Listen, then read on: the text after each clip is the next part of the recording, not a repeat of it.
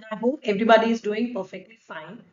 So today I'll be discussing a variant of chronic cholecystitis, or you can say cholecystitis, because chronic cholecystitis we are giving a definitive diagnosis that there is inflammation. So here what entity we are going to discuss is hyalinizing cholecystitis. So let's see the case history. A 54-year-old male patient, he presented with chief complaints of pain abdomen in right upper region along with vomiting.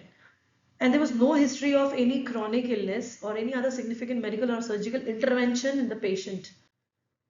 His routine investigations were all within normal range, including your complete blood count, biochemical parameters like your blood sugar, lipid profile, liver function tests, and kidney function tests, all were within normal limit. ultrasound abdomen was done, and it showed presence of gallstones in the patient along with grade 1 fatty liver changes. For this, a routine cholecystectomy was done for the patient and the specimen was sent for histopathological evaluation. Now on gross, what we got was a cholecystectomy specimen which measured 10.5 into 4 centimeter. External surface appears slightly dilated and with focal grey-brown areas. Cut section, a large single cholesterol stone was identified. Mucosa was completely denuded. Normally we have your bile-stained velvety mucosa in gallbladder, what we see. So it was totally denuded and wall thickness measured 0.6 centimeter. And then routine HE sections were given. HE stain sections were examined, and what we saw was markedly denuded epithelial lining. Focally, small area showed normal gallbladder epithelium and with the focal reactive changes.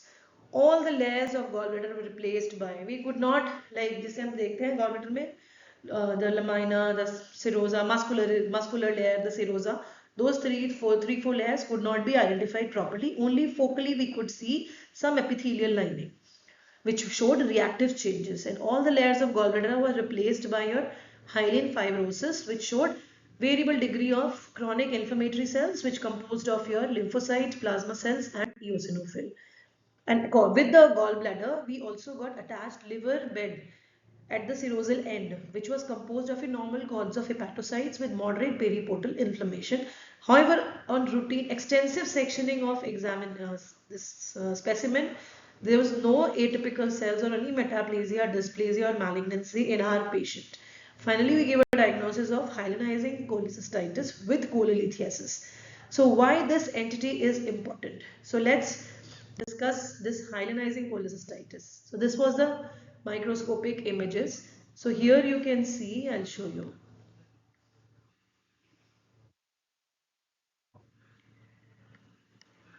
So this is the focal preserved epithelial lining which is showing reactive changes on hyper, and you see the entire this layer, full thickness gallbladder.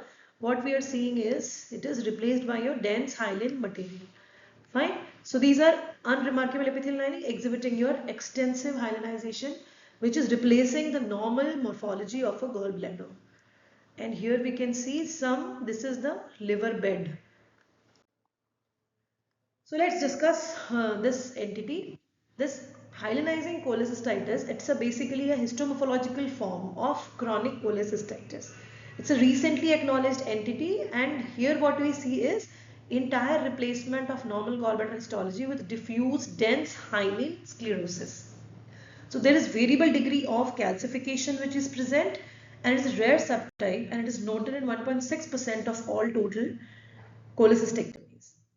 And this entity is seen in female usually, and however we report this entity in a 54-year-old male.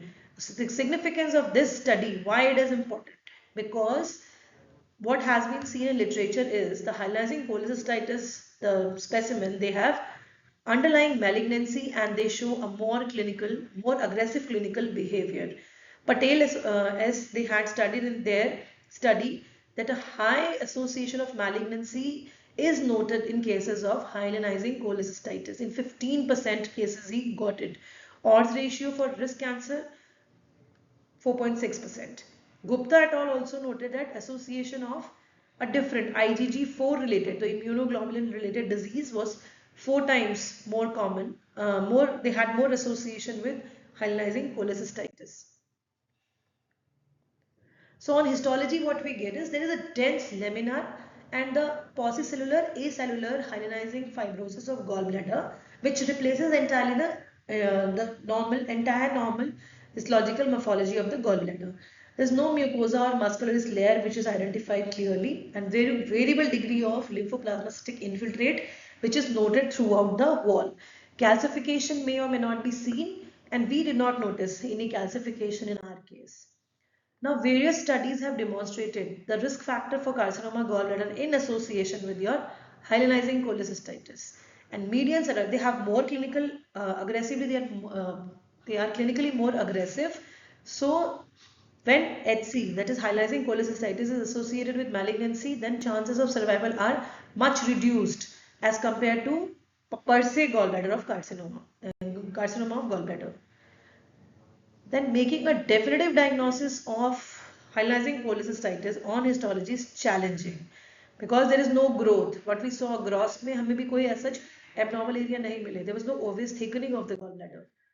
And to add to complexity, due to extensive hyalinization, what happened? Very few glands are visible.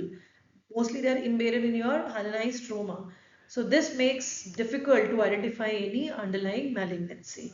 So what is important histologically is in our section in grossing what we have to do is do extensive grossing and sectioning of the gallbladder tissue when you get hyalinized gallbladder on microscopy. Any glandular element if present, it should be carefully examined for any suspicion for malignancy, and hence malignancy should be ruled out after you have done extensive grossing and sectioning of the tissue. So in our case also we did extensive histopathological examination, however no malignancy was detected.